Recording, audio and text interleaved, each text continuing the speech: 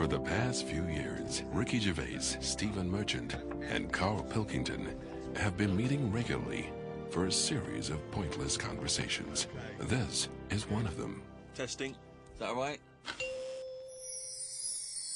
Hello and welcome to the Ricky Gervais Show with me, Ricky Gervais, Stephen Merchant. Hello. And the little round-headed buffoon that is Carl Pilkington. All right.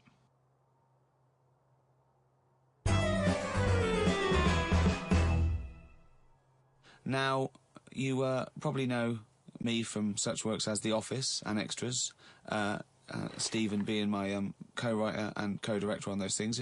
For those people who are not so aware of Carl Pilkington, he was our producer, sort of given to us when we first started on XFM. And you're thinking, well, why are we doing a podcast? It's because I like to be in a room with Carl Pilkington. You know, like some people go and help sort of chimps. Do they? Yeah. Well, they go to the jungles and things. And help out little sort of endangered Diane species. Fossey or whatever. Exactly. You're very much the Diane Fossey of the Manchester scene. Of the little bald mank world. And Carl Pilkington is an ongoing experiment for me, because I've seen him blossom from an idiot into an imbecile. And I want to see it through. Look at the way he's looking at us. Look at that. He's got a perfectly round head. And that's why I'm doing this podcast. Carl, what do you think about all this? It's just, I mean, we are living in that sort of era now, aren't we? That you need to be able to listen to stuff on demand when you want it and stuff. I know you're not a fan of the iPod in general, are you? Or any of the MP3 things? You're concerned? I'm warming to it, but This is what's amazing about Carl. Even though he's talking about things like MP3 players, computers, iPods, he sounds like he was found in a glacier and thawed out. Do you know what I mean? And sort of taught to speak. We're a couple of high school guys who found him, and we're trying to ingratiate him in the gang, trying to pass him off as someone from the modern day. But my thing with iPods is, now, do we need them? Do you know what I mean? We're living in that era now where we have invented most of the stuff that we need, and now we're just messing about. They said that in 1900. Someone actually said everything that's to be invented has already been invented. They said that in 1900, and how wrong were they? No, but what came out? At what point? What was invented in that year where they went, right, that's it now? The 20th century. Think what happened in the 20th century. Go on. Well, planes. Yeah, but is that a good thing? Planes and that. Do you need a plane, really? Wouldn't it have been better if we all stuck where we should be instead of travelling about? War. Well, look, war's happening, isn't it? Because everyone's saying, well, now we can fly, we'll go over there. So there were no wars prior to the invention of the aeroplane? Not like there is today. Right. But what I'm saying is, the world's got smaller, hasn't it? Everyone's saying that, right? Yeah. You know, the way I was saying to you the other day, you know, we now go to places where we shouldn't go. People go on holiday to places where you've got to have an injection before you go there. Yeah. Forget it then. That's a warning. Don't go there. I'm with you on that. I don't want to enter a country where I have to have an injection to stop me from dying while I'm in that country. Right, I totally agree with you on that. So what happened is, they invented the plane, and it's like, oh, let's go on holiday, and then they go, oh, I die now. Oh, well, you've got to invent something. Let's invent an injection. And then it's like, right, well, what else do we need to go to that place? There's a lot of faffing. So what I'm saying is... Is that a place? A lot of faffing? What I'm saying is, you know, Steve's travelled more than I have. You've been to, like, dangerous places. I've been to places where you need injections, yeah. Yeah, but why? Because it's fascinating, isn't it? You know, do you not believe in that idea of travel broadens the mind? You know, it makes you experience other ways of life, other ways of thinking. It just enriches you as a human being. That's the whole reason people go travelling. But since the invention of the telly, you don't have to go that far to see it. You're absolutely right. So there you go, then. The telly was the 20th century, wasn't it? Yeah, it's pretty good. So where would you stop then? You'd stop making stuff now? Stop inventing stuff right now? If we're going to invent something, right, forget, like, the traditional way of people having kids, right? The way they, you know, have it away in that. What do you mean? What do you mean? No, you know, like the way that, you know, we have kids and stuff. If it'd be good if what happened was to control it is if man and woman, right, they're born and that, they enjoy their life, they learn a lot, they live to be about 78, I think, by that point. So specific. Yeah, 78, No, yeah. but by 78, I reckon you've sort of got to that point where you go, do you know what, I've done everything I'm going to do. If you haven't bungee jumped by the time you're 78, you're not going to do it. No. You know what I mean? So it's kind of like... Your hips come off. You've done it all now. Yeah. And then you die, right? So, say if everyone had that, they lived to be 78. But then, just as you die, you have a little baby inside you, and as you die, your life carries on. Sorry. How is this happening? Sorry, are you mental? No, but don't you think... I mean, what? I've never heard such drivel. You're saying that, but if Newton said it, you'd go, interesting. That's what annoys me. The point is, Carl, he never would. No, He'd never say it, that's the point. If you never say it, I don't understand what you're talking about there. What, how was it? How is there a little baby in a 78-year-old? No, what I'm saying is it's like an apple, where the apple grows and it's got its little baby pips in it, and the apple goes and the seeds are planted and a new one's born. But that's what happens. But that is what reproduction is. Yeah, but I'm saying babies aren't being born left, right and centre. It's controlled so that as someone dies, someone's born. But Carl, stop. Whose responsibility is Look, this? if you don't want to do it, we won't do it. But is it supposed to be nature? Has nature got to develop humans so that we act that way? We live that way? Or is this a scientific experiment? He said to you then, he said, look, if you don't want to do it, we don't need to do it. Like, if you were up for it, we'll sort it out. We can do that. We'll have a wit round so we can do the research. I just think, at the end of the day, we've got to do something. And is anyone keeping an eye on this and looking at what we can do next to control the population thing?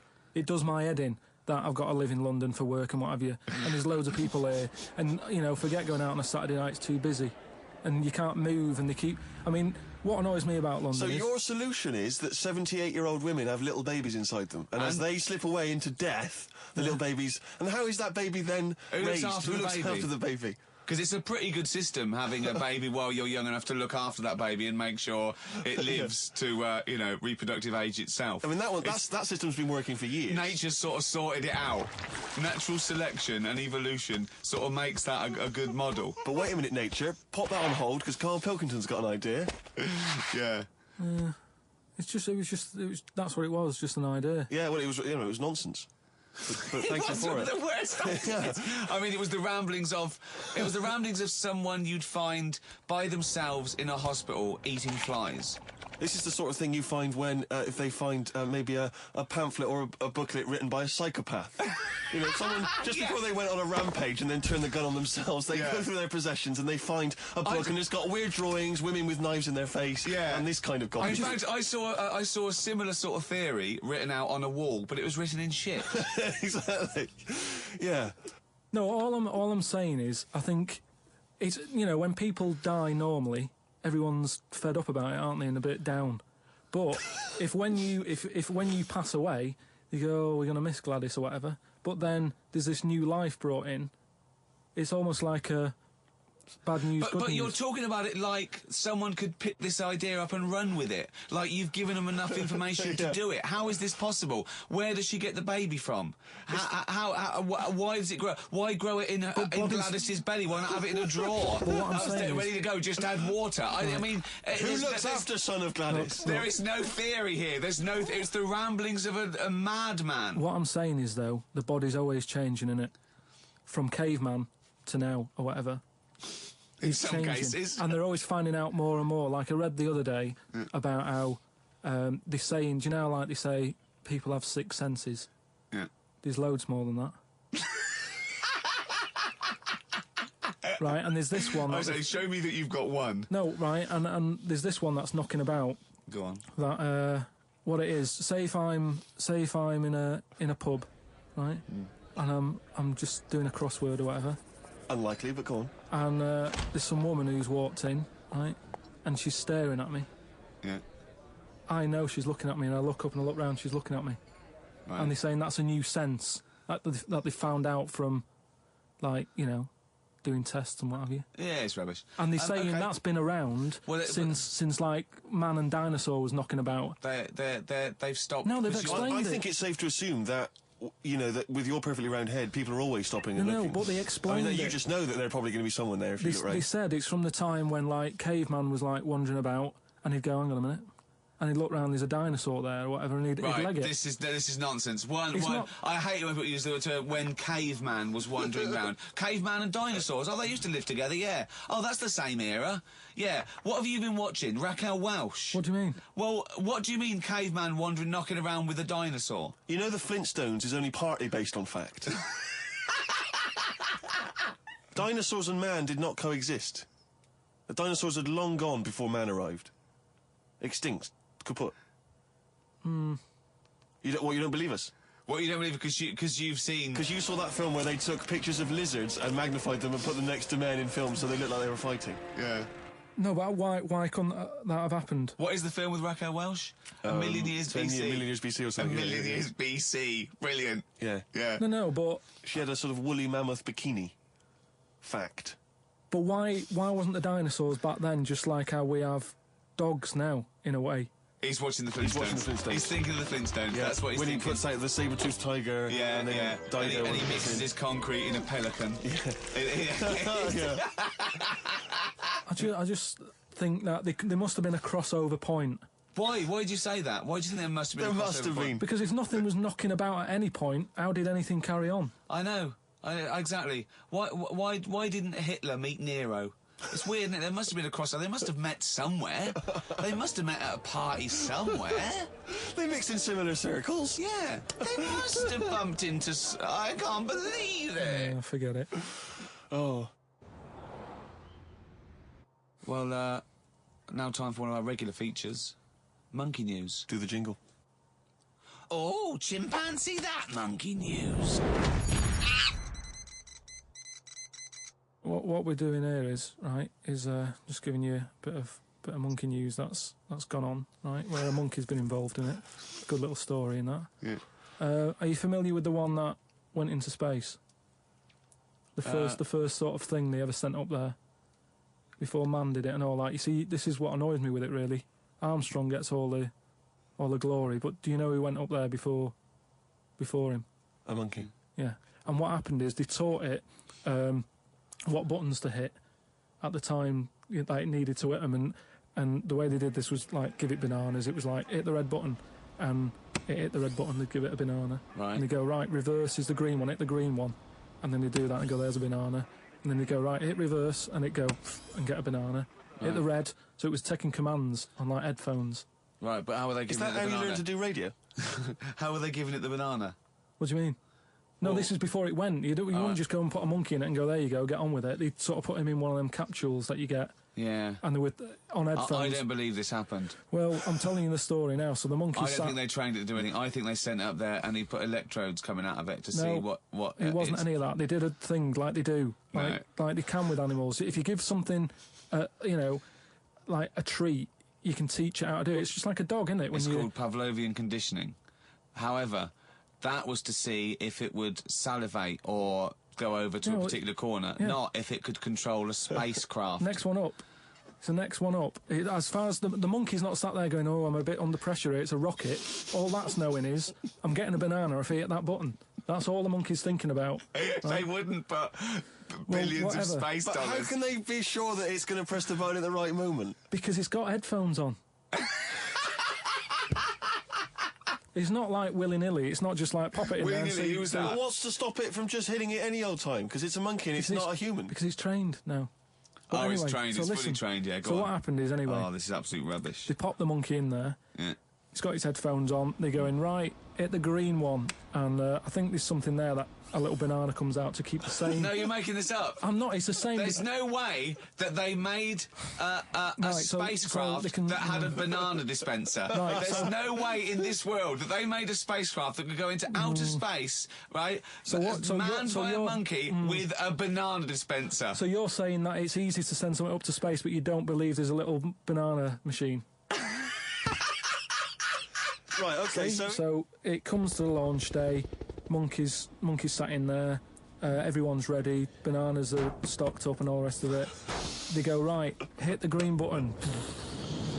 Right, and the rocket goes off and what have you. No, they would not make the monkey launch the rocket. Carl, you are living in a cartoon world. So the rocket goes off, right? This is absolute bollocks. It's all going well. I mean, I don't know It's what you're all, going to... It's not going well. There's no way a monkey launched a rocket. There is no way a monkey launched a rocket, so you idiot. It's all going on, so they're going, hit the left button, and it goes a little bit left button! Right, well-known spacecraft command. This is Houston, hit the left button. Oh, brilliant. This is what happened in Apollo 13. Hit the left button. So it goes left. Yeah, it goes left. So it goes left, and it's going away. It goes left! Yeah. No, the moon. You're going right. It goes for the moon. Everything's going well. Right. They get up there. It does whatever it does. It reverse. It comes back.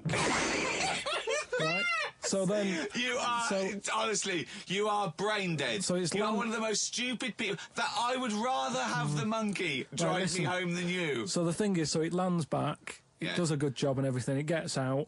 And this is bananas. This is where it turns a bit sad, because after it's done that mission, right?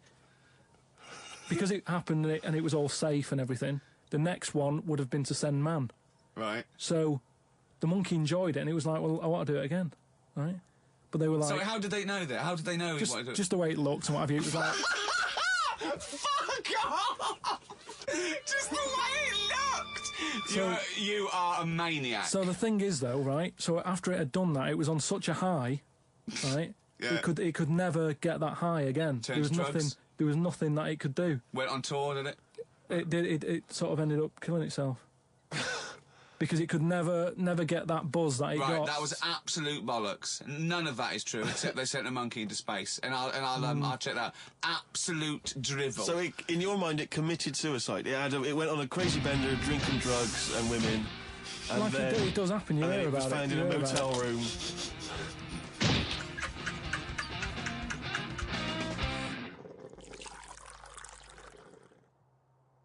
I met Derek Acora the other week. Oh, yeah. Right. Now, who's he? Which one's he? Is he a medium? He can contact the dead, is that right? He just chats to him and that, passes messages on. Nice of him. So I said, oh, tell us something a bit weird and that. So he said, what do you want to know? I said, just something weird. So he goes, all right then. He said, here's one for you, right? And he said, there's this pub out in the country. And he said, there's this mug. Do you know those old mugs that they have? Where they used to like leave their own cup knocking like about, didn't they? Oh, yeah. The tankard thing. Yeah. So there was one of them mugs in there, right? And everybody... Tankard, let's use a tankard if we've established that. Tankard, yeah. Because you're the only mug in this story. Right. Believe in it all. High five. Great. So this tankard's knocking about, right? And everyone who's running the pub keeps going, oh, I wish they'd stop leaving this tankard about, right? And they pick it up. It must be a pain. Having a tiny, small tankard in a pub, that must be a real grind. So every time they sort of picked it up and went, we'll have to wash that, and they popped it on a different sideboard. You know, that person who's touched it died, right? Sure. So they must have been getting through bar staff. So they kept getting in new staff and that. And they were like, what's the connection here? Right? What's the connection here? Oh, God. So they get a vicar in. Of course they do. And they go, look, there's a lot of weird stuff going on here. This tankard, every time someone touches it, they die. So he said, leave it with me. He gets his special water out and what have you. He comes round, does a little prayer, sprinkles it. He goes, right, not a problem, don't worry about it. He picks it up, chucks it in the bin. Guess what? What? Dies in a crash on the way home. Because he picked it up. Well, but Carl, you're telling me this like it's fact, and I'm meant to go, that's amazing. Derek Acora, he told me. Carl, I have no opinion of that story, other than I'm pretty sure there was absolutely no connection between touching the tankard and him dying. That's all I'm sure of. It's not just him, though, is it? I'm not going to even contest the chain of events. All I'm saying is there is no connection. There is no connection possible because I believe in logic and the laws of the universe. Yeah, but what I mean, you never pick up a vibe of... Like, I've got a mate, right, who he's living in this big stately home. He's living in there now. He pays £100 a month. There's about 80 rooms. Gee. And it's this big stately house and what have you. And I went down there. He said, oh, come down and have a look, right?